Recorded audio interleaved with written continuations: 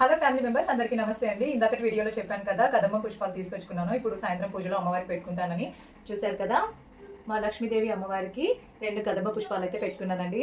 And నాకు చాలా హ్యాపీగా అనిపించింది. నేను మార్నింగ్ పూజ చేసుకునేటప్పుడు నా దగ్గర పువ్వులు లేవండి. పూజ అంతా చేసుకున్నాను కానీ కొంచెం వెల్తీగా అనిపించింది నాకు. పూజ చేసుకొని స్కూల్కి వెళ్ళి బాబుని తీసుకొని వచ్చేటప్పుడు నాకు కదంబం చెట్టు గురించి ఒక అక్క చెప్పి ఆ పూల గురించి కొంచెం చెప్పిందండి. సో ఇంకా కోసుకొని వచ్చి అమ్మవారికి అయితే పెట్టిన తర్వాత హ్యాపీగా అనిపించింది.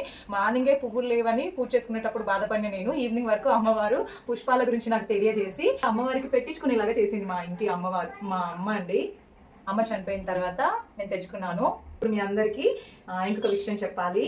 ఇక్కడ కనిపిస్తున్నారు కదా వెంకటేశ్వర స్వామి. 2024 ఎండింగ్ లో అండి, డిసెంబర్ లో ఒక అద్భుతం జరిగింది. మాకు తిరుపతికి వెళ్ళేది ఉండేనండి. 2024లో మా సొంత ఇంటి కన్స్ట్రక్షన్ అయితే జరుగుతుంది.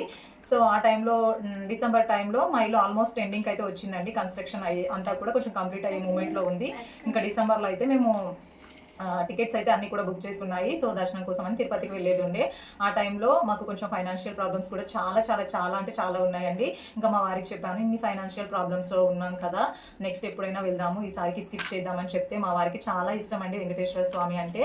లేదు ఎలాగైనా వెళ్ళాల్సిందే అని చెప్పేసి అప్పటికప్పుడు రెడీ అయిపోయి ఇంకా వెళ్ళిపోయామండి.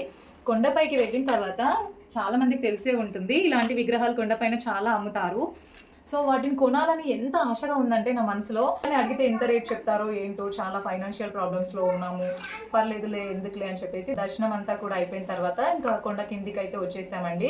వచ్చిన తర్వాత కింద గోవిందరాజస్వామి ఆలయం అయితే ఉంటుంది కదా, ఒకసారి అక్కడికి కూడా వెళ్ళి దర్శనం చేసుకొని ఇంటికి బయలుదేరి వచ్చేద్దాం అనేసి గోవిందరాజస్వామి ఆలయానికి అయితే వెళ్ళామండి. ఒక పెద్ద అమ్మమ్మ అండి, చాలా పెద్ద వయసు ఉంది. తన హెయిర్ అంతా కూడా వైట్ గా అయిపోయింది తనకి.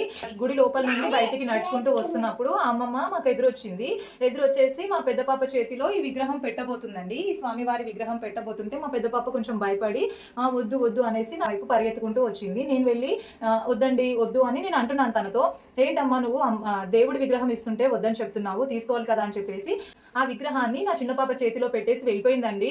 అసలు అప్పటి వరకు అది విగ్రహమా, తను ఏమి ఇస్తుందా అని కూడా నేను అసలు కన్ఫ్యూజన్ లో ఉన్నాను. వన్స్ మా చిన్న పాప చేతిలో విగ్రహం పెట్టిన తర్వాత నేనైతే అసలు హ్యాపీగా ఫీల్ అయ్యానండి. ఆ అమ్మమ్మ ఎవరు కూడా మాకు తెలియదు. నా మనసులోని కోరిక ఒక అమ్మమ్మ రూపంలో వచ్చి దేవుడు ఇట్లా విగ్రహం మా చేతిలో ఉండడం చూసి నేను మస్తు హ్యాపీగా, అంటే ఇంకా అసలు ఒక ఆనంద బాష్పాలు వచ్చినాయండి నా కళ్ళలో నుండి. ఇంకా అట్లా గోవిందరాజస్వామి ఆలయం నుండి ఈ విగ్రహాన్ని అయితే మేము తీసుకొచ్చుకున్నామండి. దాని తర్వాత ఇంకా ఇంటికి వచ్చిన తర్వాత మాకు కొన్ని ఫైనాన్షియల్ ప్రాబ్లమ్స్ ఉన్నాయని చెప్పాం కదా, క్లియర్ అయ్యి మంచిగా చక్కగా గృహప్రవేశం కూడా చేసుకున్నాను నేను హ్యాపీగా. గృహప్రవేశం అయిపోయిన తర్వాత ఇంకా మంచిగా స్వామివారిని దేవుడి గదిలో పెట్టుకొని ఇంకా పూజ అయితే చేసుకుంటున్నానండి. ఇంత పెద్ద స్టోరీ ఉంటాను.